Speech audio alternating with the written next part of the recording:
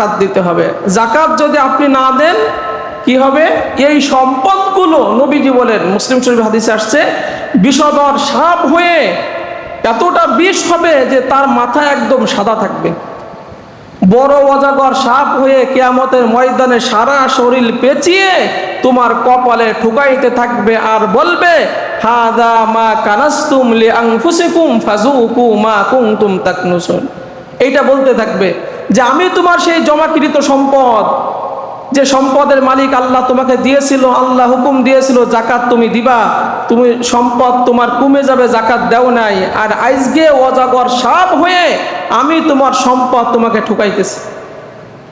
আল্লাহ রাব্বুল আলামিন অন্য আয়াতে বলেন, আল্লাযীনা ইয়াকনিজুনা আয-যাহাবা ওয়াল ফিদ্দাতা ওয়া লা ইউনফিকুনাহা ফী সাবিলিল্লাহ ফাবাশশিরহুম বিআযাবিন আলীম ইয়াওমা ইউহমা আলাইহা ফী নারি জাহান্নামা ফাতুকওয়া বিহা জিবাহুম ওয়া যুনুবুহুম ওয়া যুহুরুহুম হাযা মা কানাসতুম লিআনফুসিকুম ফাযুকু মা কুনতুম তাকনিসুন।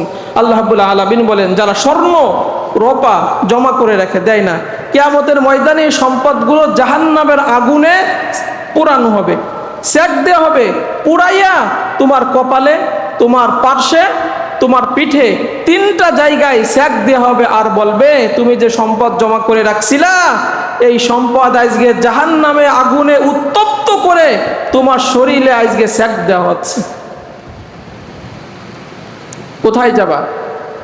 যারা গরু বছরের জাকাত দেয় না, তাদের ব্যাপারে আসছে কিয়ামতের ময়দানে একটা সমতল ভূমিতে আল্লাহ রাব্বুল আলামিন তাদেরকে শোয়াবেন, শোয়াইয়া গরুর শিং তাকে গুতাইতে থাকবে, খুর দিয়ে পদদলিত করে তার পুরো শরীরকে জখম করে ফেলবে, ছিন্ন বিচ্ছিন্ন করে ফেলবে। অনেকে আছে মহিলারা হাতে বালা পরে না স্বর্ণের, নবীজির কাছে দুইজন মহিলা আসছে, বললে তোমাদের হাতে যে স্বর্ণের বালা, তোমরা কি স্বর্ণের বালা জাকাত দাও? মহিলাদের খুব শখ, জাকাত দাও? বলেন না। নবীজি বলেন, কিয়ামতের ময়দানে তোমরা কি চাও যে আল্লাহ রাব্বুল আলামিন জাহান্নামের দুটো আগুনের বালা তোমাদের হাতে পরাই দিক? তোমরা কি এটা চাও? যদি তা না চাও তাহলে তোমার হাতের বালার জাকাত তুমি দিয়ে দাও, নতুবা কিয়ামতের ময়দানে তোমার দুই হাতে জাহান্নামের আগুনের বালা রব্বুল আলামিন পরিয়ে দিবেন। এই ব্যাপারে আমাদের খুব সতর্ক থাকতে হবে।